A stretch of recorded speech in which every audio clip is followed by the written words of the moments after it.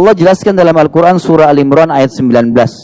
A'udzubillahi minasyaitonirrajim. Innad dina 'indallahil Islam. Agama yang diterima di sisi Allah hanya Islam, yang menyerahkan diri kepada Allah, mengakuinya sebagai Tuhan satu dan tidak ada sekutu baginya, serta dia mengimani semua apa yang disuruh imani oleh Allah, di antaranya risalah Nabi Muhammad SAW yang terakhir. Ada sedikit kisah yang unik di sini. Salah satu dosen saya di Mekah, semoga Allah sembuhkan beliau, sekarang lagi stroke. Sebenarnya bukan dosen ya, ini seorang ulama, figur yang saya kagumin. Syekh Muhammad Jamil Zainu, beliau sekarang stroke ya, mudah-mudahan Allah sembuhkan. Beliau punya karya tulis, waktu saya temuin di rumah beliau di Mekah itu sekitar 37 judul. Salah satu judul bukunya itu menarik, judulnya Kaifah tadi itu. Bagaimana saya dapat hidayah. Diceritakan tentang bagaimana banyak orang masuk Islam, dan unik semua ceritanya. Di antara yang menarik kisahnya yang sempat dia ceritakan ke saya dan di bukunya ada, dia bilang waktu saya masih S1 di Damaskus, di salah satu kampus, saya pernah kuliah dan ada orang yang sekelas dengan saya Nasrani. Lalu kemudian pada saat saya mau masuk kelas, saya cuman iseng memegang pundaknya, tentu laki-laki sama laki-laki. Lalu dia berkata, Syekh Muhammad bilang, saya bilang, wahai saudaraku, bagaimana pendapatmu kalau saya mengatakan asyhadu an la ilaha illallah wa anna Isa Rasulullah wa anna Muhammad Rasulullah? Orang Arab ini ngerti bahasa Arab. Bagaimana pendapatmu kalau saya bersaksi tidak ada Tuhan yang berhak disembah kecuali Allah, Isa utusan Allah, Muhammad juga utusan Allah? Si Nasrani ini berpikir sebentar, langsung dia bilang, kalau begitu asyhadu an la ilaha illallah wa anna Isa Rasulullah wa anna Muhammad Rasulullah. Dia sudah syahadat sebenarnya, gitu kan? Dia masuk Islam, kata Syekh Muhammad Jainu, karena banyak di antara saudara kita Nasrani mengira kita membenci Nabi Isa. Coba sering kalau ketemu mereka, kalau disebutkan nama Isa kita mengatakan Isa alaihissalam. Memang begitu. Dan kita dianjurkan memberikan salam kepada nabi-nabi. Ternyata banyak di antara mereka menganggap kita membenci nabinya. Padahal sebenarnya sebagai seorang Islam, rukun iman kita, iman kepada seluruh Rasul, iman kepada kitab-kitab yang diturunkan. Maka harus difahamin masalah ini. Allah subhanahu wa ta'ala juga menyebutkan dalam surah Al-Ma'idah ayat 85. A'udzubillahi minasyaitonirrajim wa may yabtaghi ghairal islami dinan falan yuqbala min wa huwa fil akhirati minal khasirin. Siapa yang coba-coba pilih selain Islam sebagai panduan hidupnya, karena Islam yang dibawa ini sudah turun-temurun, lalu dilengkapkan dengan risalah Nabi Muhammad SAW, maka tidak akan diterima darinya, dan dia di akhirat nanti termasuk orang-orang yang rugi. Orang yang menganut agama Islam ini, orang yang mendapatkan cahaya dari Allah, dan Allah sebutkan itu dalam Al-Quran juga, di dalam surah Az-Zumar, ayatnya ayat 22. A'udzubillahi minasyaitonirrajim. Afaman syarahallahu sadrahu lil islami fahuwa ala nurin min rabbih. Fawailun lil qasiyati qulubuhum min dzikrillah ulaika fi dhalalim mubin. Siapa yang Allah lapangkan dadanya, lahir dalam keadaan Islam, atau dia dapat petunjuk setelah dia dewasa, seperti tadi kasus didengarkan dari saudara kita Dr. Bilal dan keluarganya, maka dia di atas cahaya Tuhannya. Maka sungguh kecelakaanlah bagi hati-hati yang keras karena tidak mau menerima kebenaran. Karena tidak mau menerima kebenaran ini, mereka dalam kesesatan yang nyata.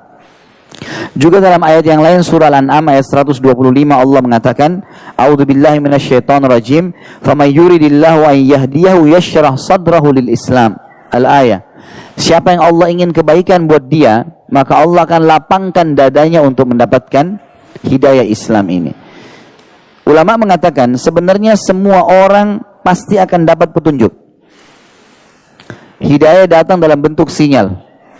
Tidak ada orang yang tidak datang padanya petunjuk itu. Cuman tinggal dia peka menangkap atau tidak. Teman-teman fahami satu hal. Allah Azza wa Jalla tidak akan pernah menurunkan tangan dari langit untuk memberhentikan kita dari dosa atau memaksa kita berbuat satu ibadah. Itu nggak mungkin terjadi. Banyak orang Muslim misalnya, kalau kita tanya, kenapa kamu tidak taubat? Kenapa kamu tidak sadar? Kenapa kamu tidak meninggalkan kesalahanmu? Selalu bahasa mereka, iya ya, kapan ya? Kesannya kayak menunggu Allah turunkan tangan dari langit untuk memberhentikan dari kesalahannya. Ini nggak mungkin terjadi.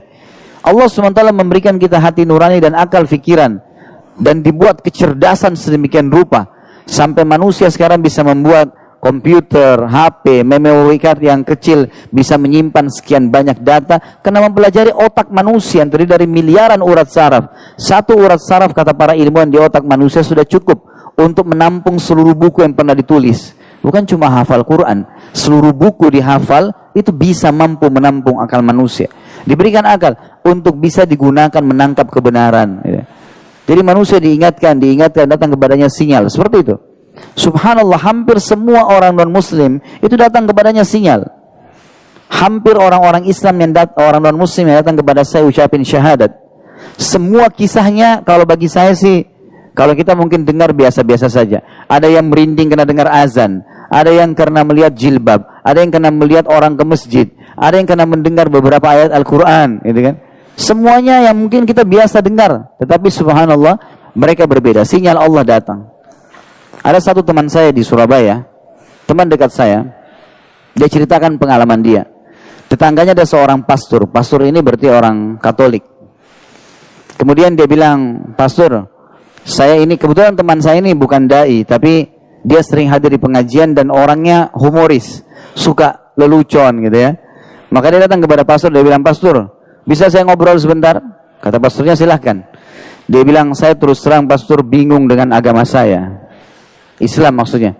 Padahal orang ini istiqomahnya luar biasa, suka dengan Islam, dengan Islam. Tapi dia bilang gitu, ini cara dia ya. Kemudian pastornya dia bilang, ini saya yang lebih bingung lagi, ada Al-Quran dan ada terjemahan bahasa Indonesia. Ada satu surah dalam Al-Quran yang membuat saya lebih bingung dengan Islam. Ini surah Al-Ikhlas. Ada kalimat dalam Al-Ikhlas, lam yalid wa lam yulad. Tidak beranak, tidak diperanakkan. Tuhan itu nggak punya asas, nggak ada orang tuanya, dan tidak ada juga jalurnya ke bawah, nggak ada anak-anaknya. Karena kalau ada orang tua pasti ada kakek nenek, kalau ada anak pasti ada cucu dan cicit dan seterusnya. Kata pastornya langsung, memang agama kamu itu membingungkan. Gitu. Kata teman saya ini, ya, semoga Allah jaga beliau. Sekarang masya Allah masih ada dan berhasil sukses sekali di Surabaya dan sudah selesaikan S3-nya. Dia bilang, begini aja pastor, saya kasih Quran terjemahan ini, pastor coba pelajari, kasih saya Injil terjemahan, saya pelajari. Seminggu kemudian kita ketemu, siapa tahu ada jawaban.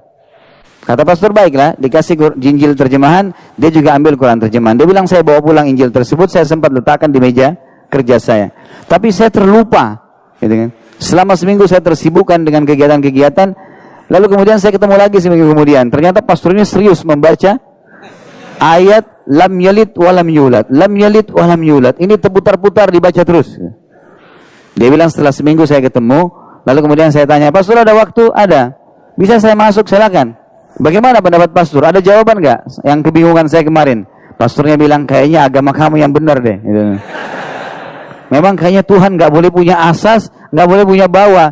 Kalau Tuhan itu harus dia esa, gitu kan. Akhirnya sama teman saya diajak, kalau gitu syahadat aja pastor. Masuk Islam di tangan dia. Sesuatu yang kadang-kadang tidak masuk di akal kita.